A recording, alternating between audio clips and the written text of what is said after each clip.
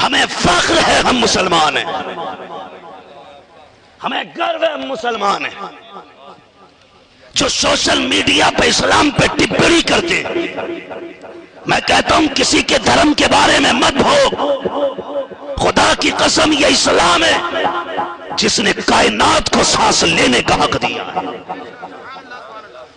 یہ سچی بات، صرف مذہب اسلام وہ ہے جو خدا کو پسند ہے۔ بہت غور سے سننا میری بات، مذہب اسلام وہ ہے جو خدا کو پسند ہے، اور ہمیں فخر ہے کہ ہم مسلمان ہیں، ہمیں ناز ہے ہم مسلمان ہیں۔ اللہ کا شکر ہے اس نے یہ کرسی دی ہے۔ اگر میں کسی گلی میں رکشہ بھی چلاتا ہوتا اور میرے سامنے آ کر کے سپر پاور ملک کا کوئی سپر مین مجھ سے کہتا بتا میں اعلیٰ یا تو اعلیٰ، اگر وہ اسلام والا ہوتا تو شاید کہہ دیتا تو اعلیٰ ہے، اور اگر وہ اسلام والا نہیں ہوتا میں کہہ دیتا سن تیری کرسی تجھے مبارک ہو، حضور کے در کی غلامی ہم مسلمانوں کو مبارک ہو۔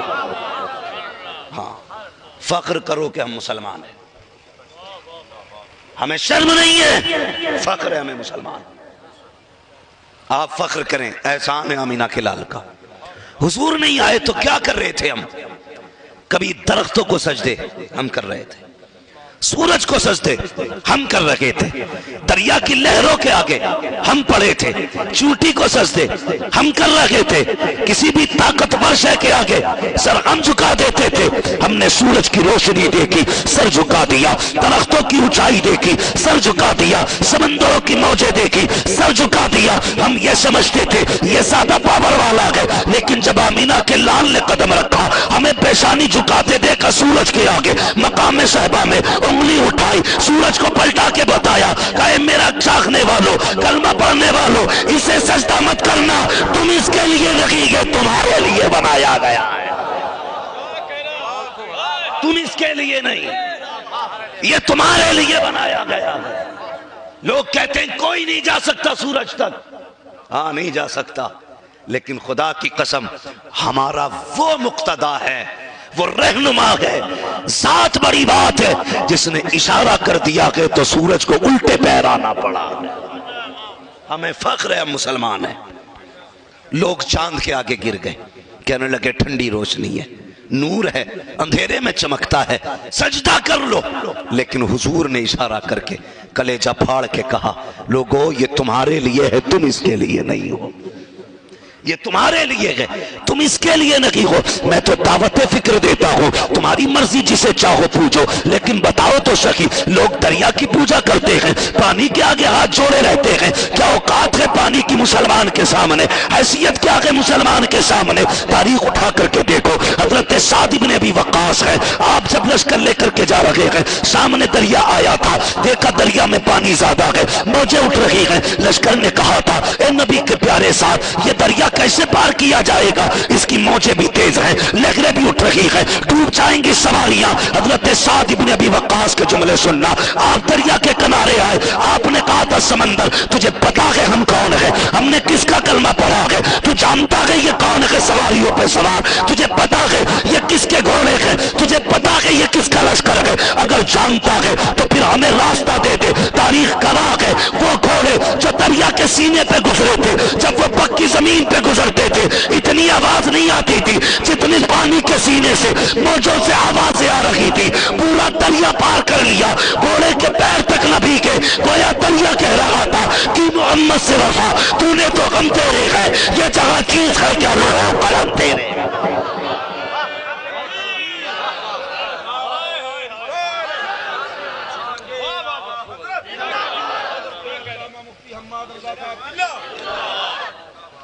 یہ ہے مسلمان، ہمیں فخر ہے ہم مسلمان ہیں، ہمیں گرو ہے ہم مسلمان ہیں۔ جو سوشل میڈیا پہ اسلام پہ ٹپڑی کرتے، میں کہتا ہوں کسی کے دھرم کے بارے میں مت بھوک، خدا کی قسم یہ اسلام ہے جس نے کائنات کو سانس لینے کا حق دیا ہے۔ یہ سچی بات ہے، ہمیں فخر ہے ہم مسلمان ہیں، ہمیں فخر ہے۔ مسلمانوں، میں ان کی بات نہیں کرتا جن کے چہروں پہ داڑیاں ہیں، ان کی بات نہیں کرتا جو ایک قوم کے امام ہیں، ان کی بھی بات نہیں کرتا افتاء کا قلم جن کے ہاتھوں میں ہے، ان کی بھی بات نہیں کرتا بخاری و مسلم جن کے آگے ہیں۔ میں تو اس مزدور کی بات کرتا ہوں جو ننگے پیر ننگے بدن کسی کے گھر کی آگے جھاڑو لگاتا ہے، تو یہ اس کا کام اپنی جگہ پر ہے، لیکن اسے فخر ہونا چاہیے اس نے مدینے والے کا کلمہ پڑھا ہے۔ ہمیں فخر ہے ہم مسلمان ہیں، مگر یاد رکھیے یہ تو پاور ہے اسلام کی، یہ طاقت ہے مسلمان کی۔ غلطی ہم سے یہ ہوئی ہے کہ ہم نے اپنے آپ کو نہیں پہچانا، یہ سب سے بڑی غلطی ہم نے کی ہے، ہم نے اپنے آپ کو نہیں پہچانا۔ ہم نے پڑھا بھی سب کچھ، سنا بھی سب کچھ، یہی وجہ ہے کہ ہم اپنے اسلام سے دور ہو رہے ہیں، اس لیے کہ ہم اپنی پاور نہیں پہچان سکے۔ کیا نہیں تھا تیرے لیے؟ کائنات خدا نے تیرے لیے بنائی ہے، ایک ایک ذرہ تیرے لیے بنایا۔ تو کتنا نصیب والا ہے جسے خدا نے مصطفیٰ جیسا محبوب دے دیا، بتا اس کے آنگن میں کیا کمی ہوگی۔ ہمارے لیے یہ فخر کی بات ہے، ہم حضور کا کلمہ پڑھتے ہیں، ہمیں فخر ہے ہم حضور کے۔ ہم اپنی زندگی دیکھیں، ہم نے اپنے آپ کو نہیں پہچانا۔ اسلام آیا، وقار ملا، اور سنیے اسلام نے کسے کسے کتنی عزت دی ہے، کسے کتنی عزت دی ہے۔ سب سے پہلے میں بات کروں نا تو کمزوروں کی کوئی عزت نہیں تھی، کمزوروں کی کوئی عزت نہیں تھی۔ برطانیہ جیسے ملک کے اندر اگر کوئی کمزور بچہ پیدا ہو جاتا تو اسے دنیا میں جینے کا حق نہیں تھا، ماں خود اس کو جا کر کے پہاڑ سے نیچے پھینک دیتی تھی، بیٹا ہو یا بیٹی، کمزور نہیں جی سکتا تھا، صرف طاقتور کو جینے کا حق تھا۔ حضور آئے تو کمزور مسکرانے لگے، حضور آئے تو کمزور مسکرانے لگے۔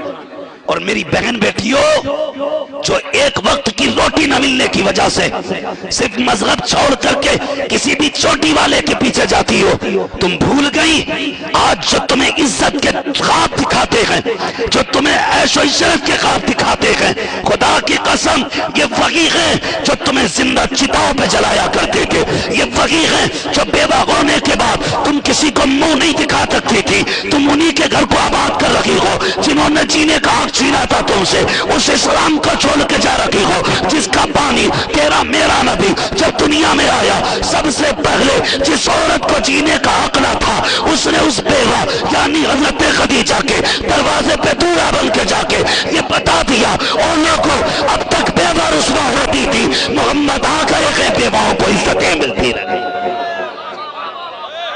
ہاں حضور آ گئے ہیں، بیواؤں کو عزت ملے گی۔ غلط نہیں کہہ رہا ہوں بھائی، اسلام ہے یہ، تجھے نہیں بتائی یہ تاریخ۔ ایک لڑکی انٹرویو دیتی ہے، میرے گھر میں کھانے کچھ نہیں تھا اس لیے دھرم چھوڑ دیا میں نے۔ اتنا کمزور مذہب، چند دن یہ ٹکوں کے یہ کوڑیوں کے لقمے نہ ملے تو نے اسلام چھوڑ دیا۔ تاریخ پڑھ اس خاتون کی جسے تاریخ میں حضرت آسیہ کہا جاتا ہے، چند روٹی کے ٹکڑے نہ ملے دھرم چھوڑ کے چل دی۔ مرنا ہے ایک دن، موت حقیقت ہے۔ مولوی سے پوچھ وہ بھی کہے گا مرنا ہے، پنڈت سے پوچھ وہ بھی کہے گا مرنا ہے، سکھ کے گرو سے پوچھ وہ بھی کہے گا مرنا ہے، یہاں تک کہ جتنے دھرم دنیا کے اندر ہے کوئی انکار نہیں کر سکتا موت کا۔ اگر مرنا ہے تو پھر بے بسی کی موت نہ مر، شان والی موت مر، اور ایسی موت مر کہ جب قبر میں پوچھو فرشتے کہے کدھر سے آیا ہے، کدھر جا رہا ہے، اس شان سے جا کہ سر اٹھا کے کہے تمہیں جانا تمہیں مانا، نہ رکھا غیر سے کام، للہ الحمد میں دنیا سے مسلمان ہے۔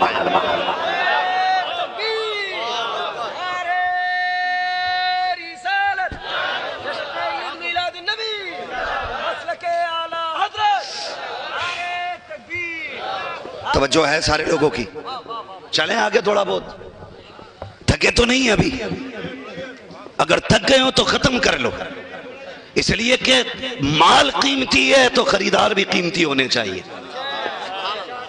میں کسی لکے سکے کو یہ باتیں نہیں بتاتا، میری مرضی رہتی جب بھی باتیں ہو باتیں مدینے والے کی ہو تو عاشق بھی مدینے والے کے ہو۔ ہاں میں آئینہ کو دکھاؤں گا داغ چہرے کے، جسے خراب لگے سامنے سے ہٹ جائے۔ پڑھو نا تاریخ، اللہ اکبر، اٹھا تاریخ۔ میں کس کی بات کروں؟ اگر خواتین کی بات کریں، ہمارا سماج الرجال قوامون علی النساء کا مطلب یہ سمجھتا ہے کہ لٹ پھیرنے کا حق مرد کا ہے، پٹنے کا حق عورت کا ہے۔ یہ مطلب یہ نکالا جاتا، اور لوگ کہتے ہیں الرجال قوامون علی النساء، تمہارے مذہب نے دیکھو عورت کو نوکرانی بنایا۔ میں کہتا ہوں نہیں، نوکرانی نہیں ہے، قرآن یہ کہنا چاہتا ہے ہم نے عورت کو گھر کی حکومت عطا کی ہے۔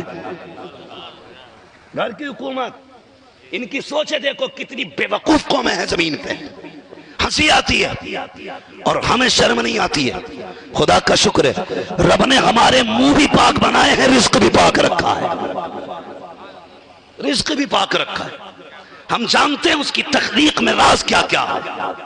اگر وہ ہمیں پیشاب ہی پلاتا تو پھر ماں کے شکم میں کنکشن یہاں سے نہیں یہاں سے کرتا، لیکن اس نے ناف سے گندے خون کا کنکشن کیا تاکہ تیرا منہ پاک رہے۔ تجھے زمین پہ آنے کے بعد میرے محبوب کا نام لینا ہے، اور اس نے یہ کہا ڈائریکٹ مت لینا، پہلے لا الہ الا اللہ کہہ، اس کے بعد تجھے محمد رسول اللہ کہنا۔ یہ ہے اسلام، اتنا پاک ہے اسلام، اتنا صاف ہے اسلام۔ سمجھ گئے نا؟ عورتیں پیٹنے کے لیے، مرد پٹائی کرنے کے لیے، ڈر کیوں رہے ہو بھائی؟ بے عزتی نہیں ہوگی؟ ہاں نام ہے، ہو گیا ہوگا حادثہ بھائی، کبھی بھی ہو سکتا ہے، یہ مسئلہ کوئی نہیں۔ مگر میں آپ کے سامنے بس ایک استاد کی طرح ہوں، آپ مجھے صحیح بتائیے، اور ڈاکٹر کو صحیح بیماری بتایا کرو۔ خطیب ایک ڈاکٹر کی مانند ہے۔ میری گزارش ہے، جو لوگ مجھے جانتے ہیں کہ میرا اپنا کیا کام ہے وہ بلاتے ہیں، مجھ سے کبھی نہیں کہتے کہ آپ کو اس موضوع پہ بولنا ہے۔ خدا کا شکر ہے خدا نے ہمیں وہ آنکھیں دی ہیں جہاں بیٹھ جاتے ہیں صرف چہرے دیکھ کر کے پہچان لیتے ہیں کون سی دوا کی ضرورت پڑے گی، اور ہم فخر سے کہتے ہیں ہم پلٹتے نہیں بے جان کتابوں کے ورق، ہم وہ پڑھتے ہیں جو چہروں پہ لکھا ہوتا ہے۔ تو مسئلہ یہ بھی ہے تھوڑا سا ذرا، اور اگر آپ بلائیے جلسے کرائیے، مگر آپ سے اتنی گزارش ہے جب دعوت دیں نا کسی خطیب کو تو موضوع بھی دے دیا کریں، موضوع ضرور دیا کریں، اس لیے کہ آپ کے علاقے میں کیا ضرورت ہے علامہ ریحان صاحب جانتے، یہ علماء جانتے، میں مراد آباد کا رہنے والا، میں کیا جانوں؟ مجھے خود بتاؤ پیٹ میں درد ہو دوا بخار کی دے دوں؟ بولو، کسی کو لوز موشن ہو رہے ہیں میں پیٹ کی خشکی کی دوا دے دوں؟ تو یہاں نہیں وہاں پہنچ جائے گا بندہ۔ تم نے نہیں دیکھا نیم حکیم خطرہ جان، نیم ملا خطرہ ایمان؟ نیم حکیم خطرہ جان کی مثالیں لاک ڈاؤن میں خوب ملی، جس کا کہیں پریکٹیکل نہیں ہو رہا تھا، دے سوئی پہ سوئی، آج تک کوئی یوں چل لیا۔ کیا بات ہے، یہاں ٹیکا لگا تھا، وہ ٹیکا نہیں پتا چلا پانی بھر کے لگا دیا تھا ڈاکٹروں نے، پٹھا ہی سکڑ گیا، کئیب کے کولے ٹیڑے۔ تو یہ نیم حکیم خطرہ جان تھے۔ ایک تقریر کر رہا بیٹھا بیٹھا، وہ کہہ رہا جانتے نہیں ہو نہر فرات ایک کنواں تھا،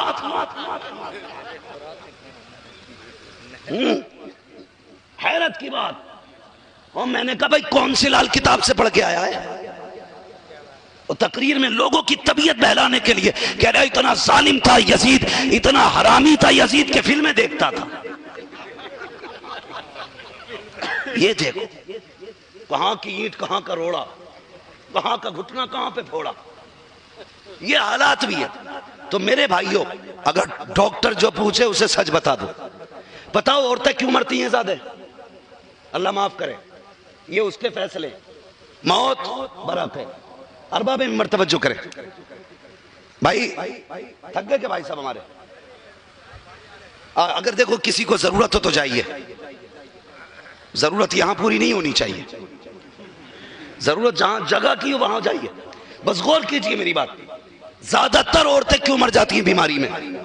اس کی وجہ یہ ہوتی ہے کہ وہ عورتیں جتنا مرض ہوتا اس سے زیادہ ظاہر کرتی ہیں۔ غور کرنا، اگر تھوڑا درد ہوگا تو مر گئی، ٹیڑھی ہو جائے گی. ڈاکٹر گھبرا رہا، آپ درد کا تو کوئی آلہ ہی نہیں بنا جو ناپ لے. کہہ رہا زیادہ درد ہے کہ بس. اس نے لگا دیا 500 mg کا انجیکشن، جا کے ڈائریکٹ کڈنی پہ پڑا، کڈنی فیل، کھیل ختم. اس لیے ڈاکٹر کو جتنا مرض ہو اتنا ہی بتاؤ، نہ کم نہ زیادہ. سمجھ گئے نا جو میں کہنا چاہ رہا تھا؟ عورتیں پٹنے کے لیے ہیں، ابھی نہیں آئی آپ کے سمجھ میں، پھر لاؤں گھما کے. عورتیں پٹنے کے لیے ہیں، مرد مارنے کے لیے ہیں. پھر الرجال قوامون علی النساء، یہ پتہ کیوں فرمایا گیا؟ اس لیے فرمایا گیا تاکہ کوئی مرد عورت کی کمائی کھانے کا عادی نہ بنے، تاکہ کوئی کسی بیٹی سے 10 لاکھ جہیز میں ڈیمانڈ نہ کرے، تاکہ کوئی نکاح جہیز کی شرط پہ نہ کرے، تاکہ کوئی جہیز میں لڑکی والے سے گاڑی نہ مانگے. قرآن نے کہا چپ ہو جا، 10 لاکھ کی ڈیمانڈ نہ کرنا. یہ خاتون تو مرد ہے، اگر تیرے اندر مردانگی ہے اپنے لیے بھی کما اور غریب کی بیٹی کے لیے بھی کما. یہ الرجال قوامون علی النساء. یہ تمہاری کرسی تو کام سے گئی، گھر کی وہی دیسی والی کرسی لے لو. ہاں پلاسٹک والی کرسی منگا لی جائے. توجہ ہے نا آپ کی؟ یہ حالات ہیں آج. اس کو ہٹا دیجیے ذرا سارے لوگ، کوئی بندہ ایک نعرہ لگا دے کھڑے ہو کے بیچ میں سے. یہ نیچے ہی بیٹھ گئے، آج اس کو ایسے لے اٹھا کے نیچے سرک گئے. پکڑ لو، لگان دو لگان دو. یہ ہے کوئی مسئلہ نہیں، اب ٹائم بہت ہو جائے گا.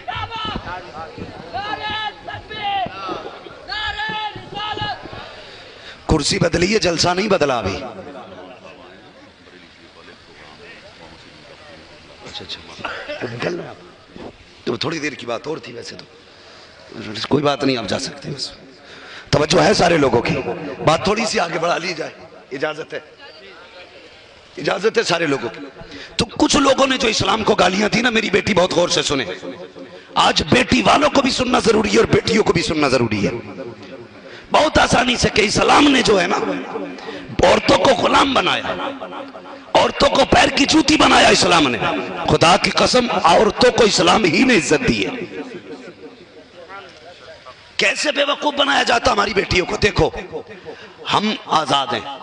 ایک بھاشن دے رہی تھی آوارہ کتیا، وہ بھاشن میں یہ کہہ رہی تھی کہ اگر ہمارے دھرم میں لڑکیاں آ جائیں گی تو انہیں طلاق کا سامنا نہیں کرنا پڑے گا. میں کہہ رہا ہوں ہمارے دھرم میں لڑکیاں آ جائیں گی تو پھر انہیں پھانسی کا سامنا نہیں کرنا پڑے گا. ہاں وہ کہتی ہے کہ اگر ہمارے دھرم میں آ گئی تو ایک عورت 10 بچوں کی ماں نہیں بنے گی. میں کہتا ہوں تیری بیٹی ہمارے دھرم میں آ گئی تو ایک عورت 4 بھائیوں کی بیوی نہیں بنے گی.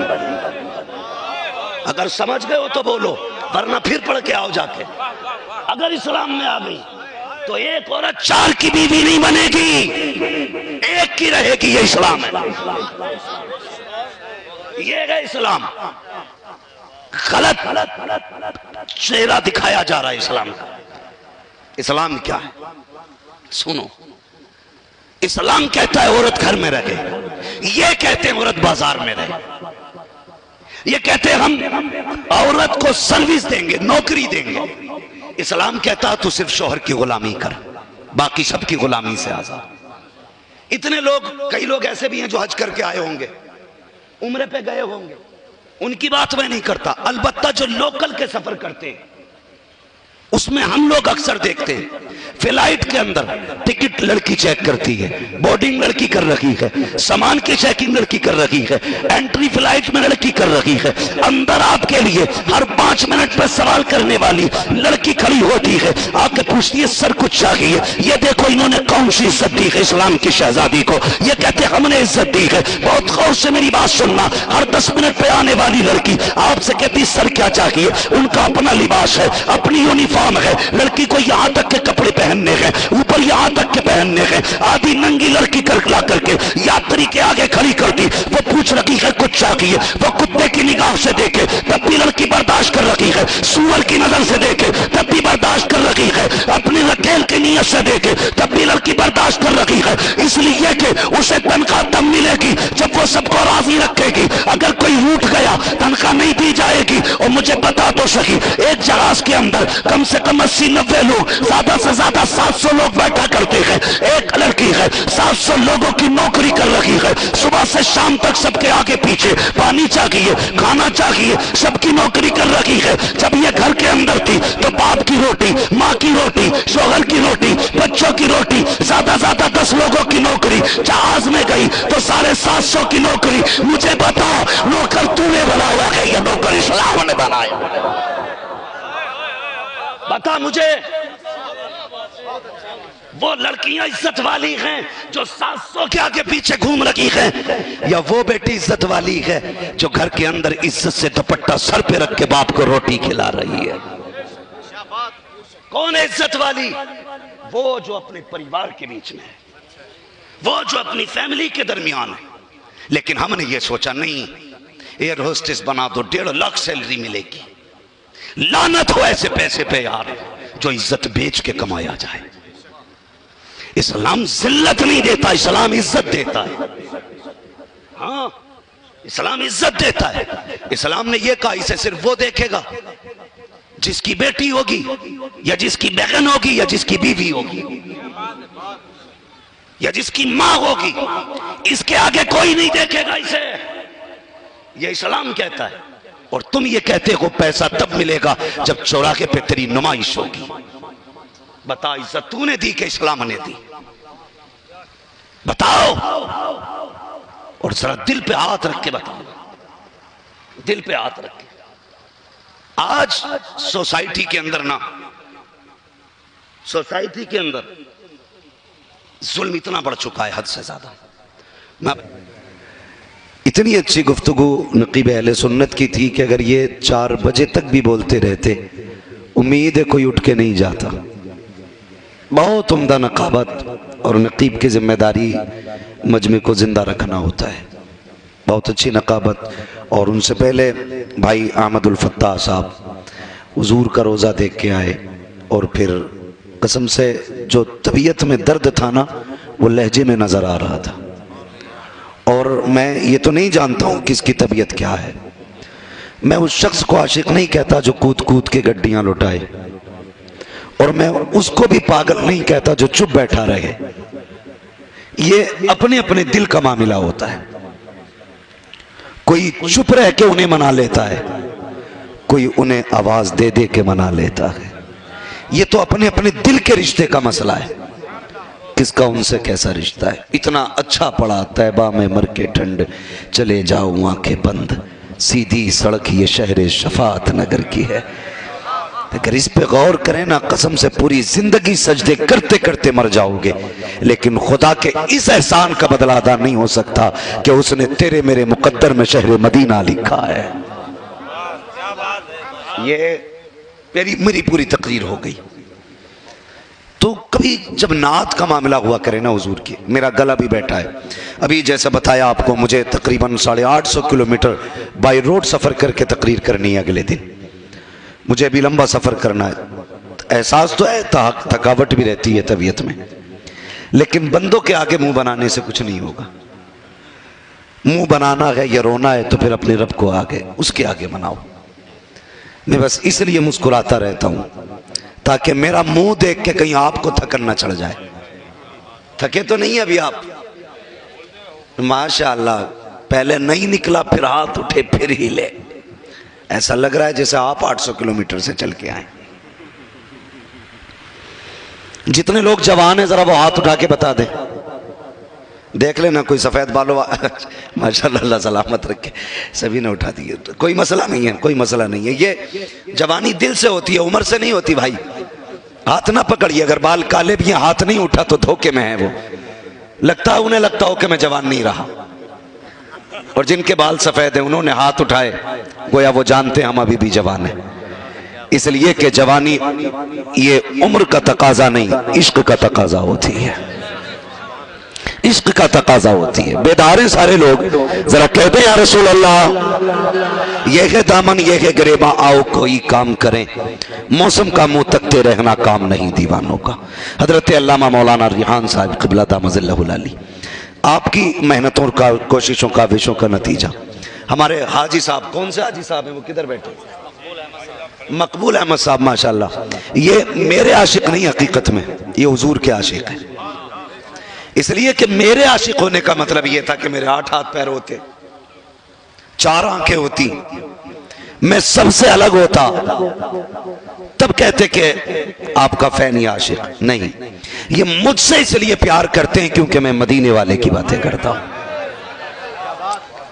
بس اس لیے کہ میں حضور سے پیار کرتا ہوں, اس لیے یہ مجھ سے پیار کرتے ہیں. تو یہ پیار مجھ سے نہیں, مصطفیٰ سے پیار کرتے ہیں, مصطفیٰ سے پیار کرتے ہیں. نوجوانوں اپنی صرف یہی کوشش رہتی ہے, تھوڑا زیادہ کچھ نہ کچھ لوگ آئے ہیں نا تو لے کے جائیں. جزاک اللہ. میں اس چیز سے راضی نہیں ہوتا کہ مجمع بڑا ہو اور تھوڑی دیر کھیلے کودے چلا جائے, دل دکھتا ہے. یہ جتنے بھی نوجوان حضرت آئے نا ان کا وقت بڑا قیمتی ہے, اور یہ اتنی دھن سے تو کبھی سسرال نہیں جاتے جس لگن سے حضور کی محفل میں آئے بیٹھے ہیں. تمہارے گاؤں کا پردھان دعوت کر کے اگر انہیں نیچے والوں کو بلائے, یہ جو نیچے بیٹھے ہیں یہ جائیں گے لیکن وہ سونے کا فرش بھی بچھا دے, نیچے نہیں بیٹھیں گے. ان کا بھی اپنا ایک وقار ہے, ان کی اپنی ایک عزت ہے. کرسی والے تو کرسی والے, یہ زمین والے بھی عزت رکھتے ہیں. یہ کسی کا عشق تو ہے نا صاحب, جہاں زمین پہ جگہ مل گئی تو ان کے گدا بن کے بیٹھ گئے. جہاں کوئی دعوت دینے والا نہیں, کوئی آواز دینے والا نہیں, ہاتھ پکڑ کے بیٹھانے والا نہیں, اور یار نیچے بیٹھ گئے تو کہتے ہیں یہ تیری محفل نہیں, یہ تو ان کی محفل ہے جن کے بارے میں بریلی کے امام نے کہا ہے اے عشق تیرے صدقے جلنے سے چھٹے سستے, جو آگ بجھا دے گی وہ آگ لگائی. عشق حضور کا. میں تو مبارکباد پیش کرتا ہوں نوجوانوں, اتنی رات کو آ کے بیٹھے ہو, کچھ لے کے جانا. میں چاہتا ہوں نہ میرا وقت ضائع ہو نہ آپ کا, حاصل کرو.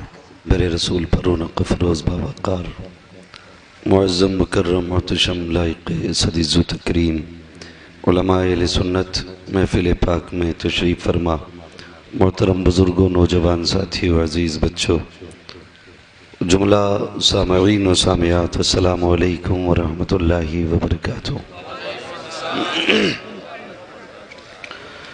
الحمدللہ رب العالمین والعاقبۃ للمتقین والصلاة والسلام علی رسولہ الکریم, اما بعد فاعوذ باللہ من الشیطان الرجیم, بسم اللہ الرحمن الرحیم, ان الدین عند اللہ الاسلام, آمنت باللہ صدق اللہ مولانا العظیم وصدق رسولہ النبی الامی المطیع المبین المعین الکریم, ونحن على ذلك لمن الشاہدین والشاکرین والحمد للہ رب العالمین.